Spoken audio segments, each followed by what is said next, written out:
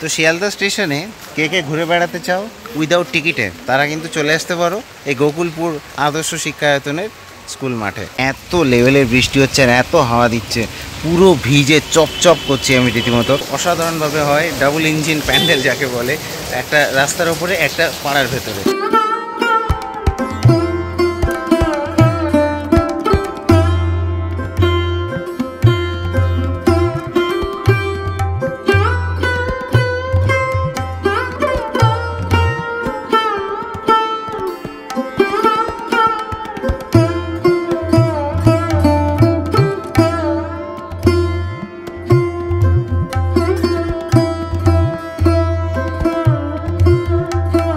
So welcome back to a new video from Kanchrapara.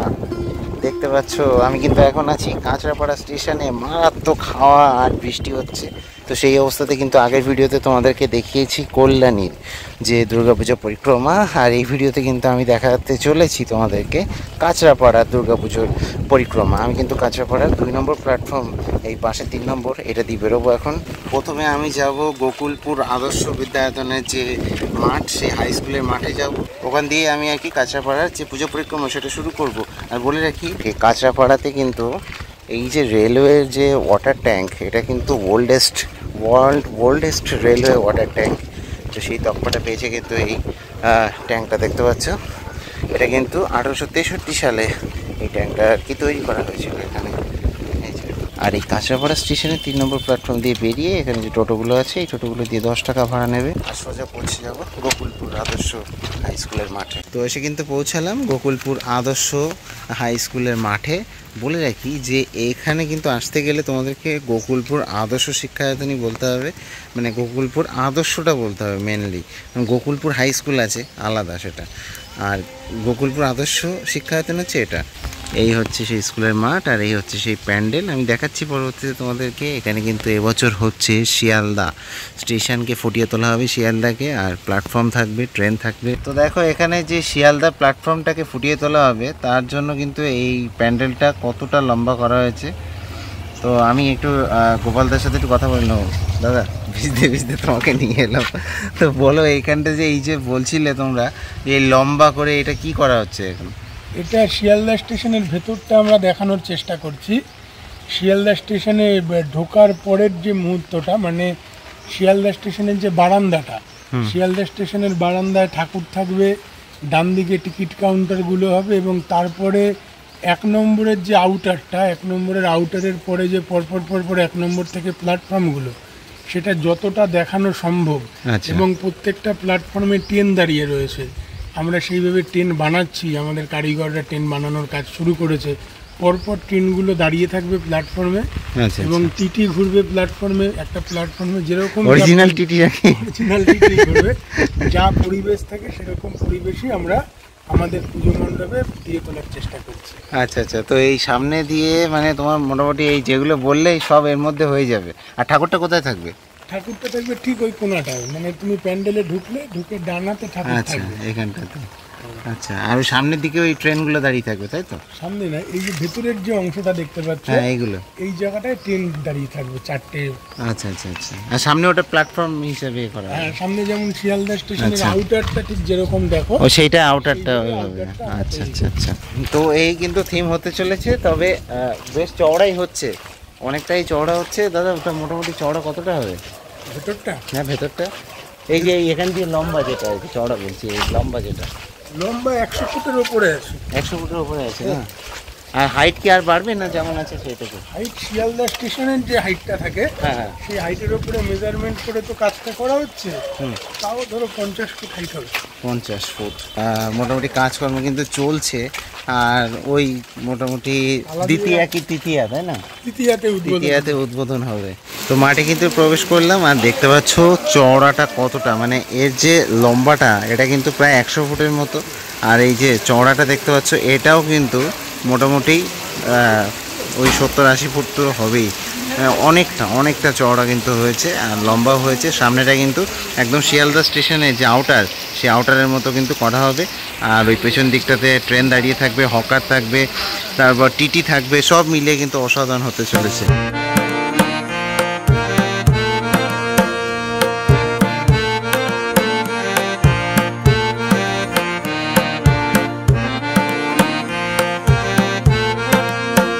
Sealdah স্টেশনে কে কে ঘুরে বেড়াতে চাও উইদাউট টিকিটে, তারা কিন্তু চলে আসতে পারো এই গোকুলপুর আদর্শ শিক্ষায়তনের স্কুল মাঠে। আগের বছর চন্দ্রযান, এবছর শিয়ালদার প্ল্যাটফর্ম। এই গোকুলপুর আদর্শ শিক্ষায়তন তাদের যে পরিচিতি সেটাকে কিন্তু অনেক গুণ বাড়িয়ে নিচ্ছে, আর কাঁচরাপাড়া কল্যাণীর মধ্যে কিন্তু অন্যতম শ্রেষ্ঠ দাবিদার হওয়ার পথে এগিয়ে যাচ্ছে।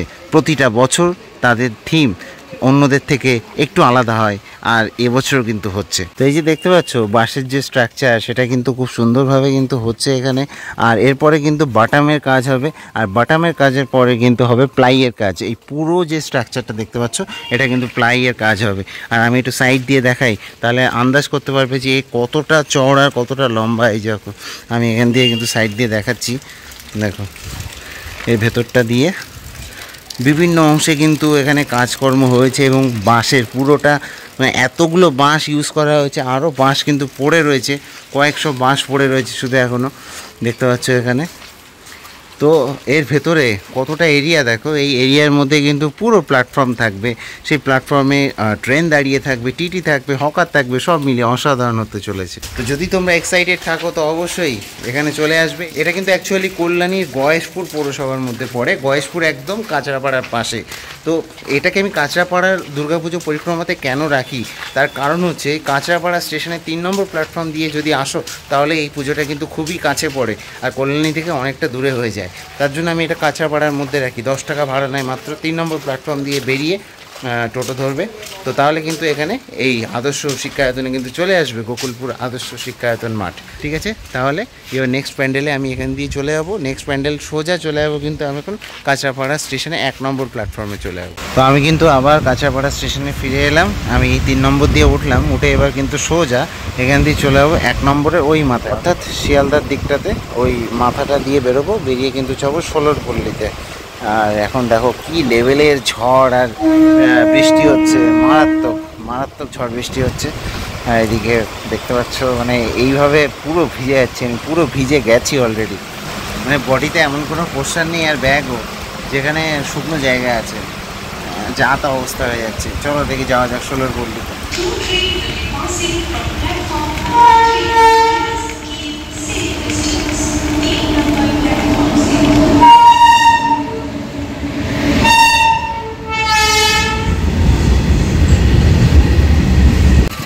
দেখো ওই যে সেই প্যান্ডেলটা ওখানে কিন্তু তৈরি হচ্ছে, আর এখানে কিন্তু ওর যে ব্যানারটা সেটা দেওয়া রয়েছে। দেখো ষোলরপল্লী, এবছরের থিম হচ্ছে রাজস্থানের উমেদ প্যালেস।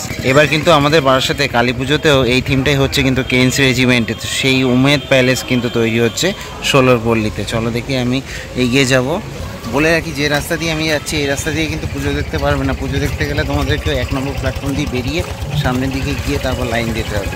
তবে হ্যাঁ, প্যান্ডেল কিন্তু অসাধারণ হচ্ছে, এত দূর থেকেও বেশ বড় দেখাচ্ছে, কিন্তু অনেকটা দূর থেকে কাছে যাই দেখাচ্ছি। দেখো আমি কিন্তু চলে এলাম ষোলরপল্লীর যে পুজো প্যান্ডেল, সেই পুজো প্যান্ডেলের সামনে। যদিও আমার মাঝখানে রয়েছে একটা গোটা একখানা পুকুর।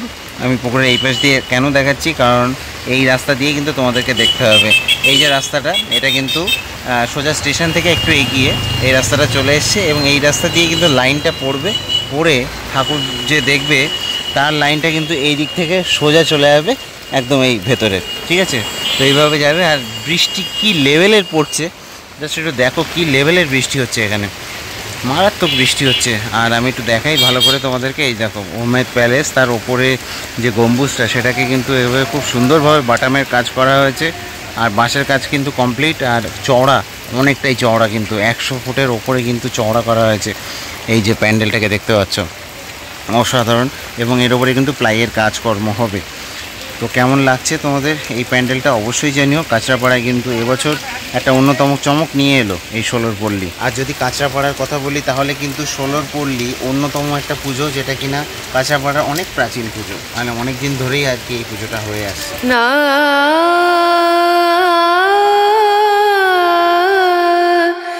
না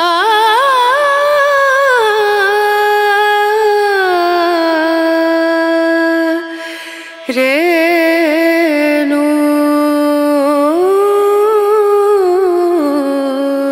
তো বৃষ্টিতে কিন্তু জিনা হারাম করে দিচ্ছে, মানে এত লেভেলের বৃষ্টি হচ্ছে আর এত হাওয়া দিচ্ছে, পুরো ভিজে চপচপ করছি আমি রীতিমতো। তো যাই হোক, আমি কিন্তু এবার এই প্যান্ডেলটা থেকে সোজা আবার 1 নম্বর প্ল্যাটফর্মে চলে যাবো এবং ওখান দিয়ে কিন্তু অটো ধরবো। আচ্ছা বলে রাখি যে এখান দিয়ে কিন্তু বাগমোড় 10 টাকা ভাড়া নেয় অটোতে। বাগমোড়ে একটা পুজো হচ্ছে কাঁচরাপাড়ার, আর এছাড়া বাগমোড় থেকে আমাকে রথতলাতেও যেতে হবে। তো যাই হোক, আর মাঝখানে, ঠিক মাঝখানে, মানে অ্যাকচুয়ালি বাগমোড় 3.3 কিলোমিটার এখান থেকে, আর 1.6 কিলোমিটার দূরে হচ্ছে নবাঙ্কুর, মানে পুরো মাঝখানে পড়ে বাগমোড় যেতে। ওটাও কিন্তু 10 টাকাই নেবে। তো ভেঙে গেলে 20 টাকা ভাড়া, তো কিছু করার নেই, যেতে হবে। আর মারাত্মক লেভেলে বৃষ্টিও পড়ছে, তো আমি কী করে যে কমপ্লিট করবো এটা নিয়ে আমি চিন্তায় পড়ে গেছি এখন।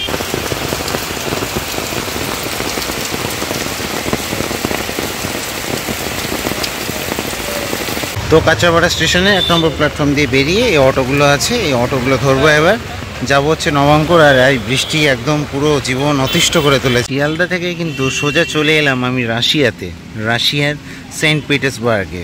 দেখতে পাচ্ছ এবছর কিন্তু নবাঙ্কুর তাদের যে থিম সেটা করেছে সেন্ট পিটার্সবার্গ। এই সামনে দেখতে পাচ্ছ এইভাবে কিন্তু তৈরি হচ্ছে এই বাঁশের স্ট্রাকচার।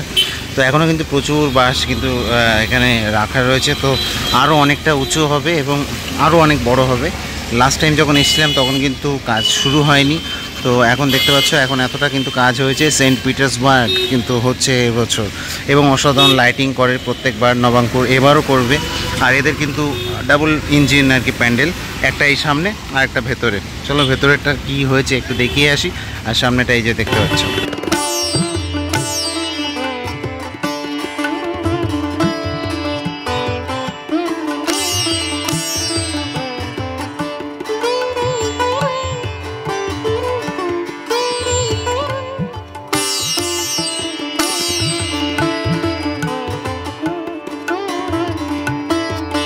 এই যে দেখতে পাচ্ছ এই ভেতরের দিকটাতে কিন্তু কাজ অলরেডি হচ্ছে। এইসব বাটাম টাটাম এদিকে ওদিকে চারিদিকে সব ছড়িয়ে ছিটিয়ে রয়েছে।